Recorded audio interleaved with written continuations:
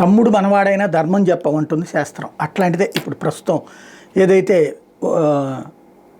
అసలు హోలీనే జరపకూడదని కొంతమంది ప్రత్యేకించి మా మీద పడితే కనుక మా మతానికి అవమానం, అదే మా కార్యక్రమాలకు అవమానం లాంటిది మాట్లాడితే కొన్ని చోట్ల నిషేధించే పరిస్థితులు వస్తే అట్లాంటి వాటిని ఎదిరించి మరి అవకాశాలు కల్పిస్తే దాన్ని దుర్వినియోగం చేసింది స్వధర్మం వాడే అయినప్పుడు శిక్షించకుండా వదిలేస్తారా?